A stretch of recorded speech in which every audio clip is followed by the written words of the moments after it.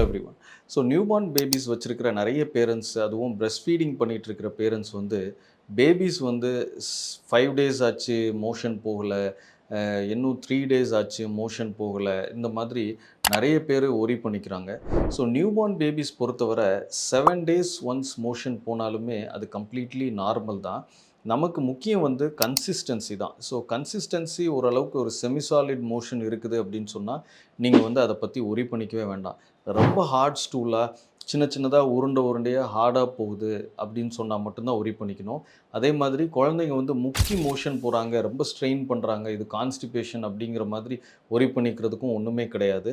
So குழந்தைங்களோட அப்டமனில் வந்து muscle சுத்தமாக கிடையாது. இந்த மசில் இல்லை அப்படிங்கிறனால கொஞ்சம் ஸ்ட்ரெயின் பண்ணால் தான் குழந்தைங்களால் ஈஸியாக மோஷன் பாஸ் பண்ண முடியும். ஸோ குழந்தைங்க 2-3 நாள் இல்லைன்னா 3 டேஸ் 4 டேஸ் ஒன்ஸ் மோஷன் போகிறாங்க அப்படின்னு சொன்னால் நியூபார்னுக்கு கான்ஸ்டிபேஷன் இருக்குது அப்படின்னு சொல்லி நீங்கள் ஒரி பண்ணிக்க வேண்டாம். ஆனால் இது பெர்சிஸ்டண்ட்டாக 7 டேஸ்க்கு மேலே பேபி வந்து மோஷன் போகலை அப்படின்னு சொன்னால், இல்லைனா ஸ்டிமுலேட் பண்ணி, இப்போ உங்கள் பீடியாட்ரிஷனை போய் பார்க்குறீங்க, அவங்க வந்து ஸ்டிமுலேட் பண்ணால் தான் மோஷன் போகுது அப்படின்னு சொன்னாலோ, இல்லைனா எப்போவுமே ஒரு 7 டேஸ்க்கு மேலே டிலேடு மோஷன் இருக்குது அப்படின்னு சொன்னால், சில டைம் தைராய்டு ப்ராப்ளமாக இருக்கலாம், இல்லைனா ஹெர்ஸ்பிரன்ஸ் டிசீஸ் அப்படின்னு சொல்கிற ஒரு சர்ஜிக்கல் கண்டிஷனாக கூட இருக்கலாம். இது சம்மந்தமாக எதுவும் டவுட்ஸ் இருந்ததுன்னா உங்கள் பீடியாட்ரிஷன்ட்ட இல்லைனா என்கிட்ட கமெண்ட் செக்ஷனில் நீங்கள் கேட்கலாம். தேங்க்யூ.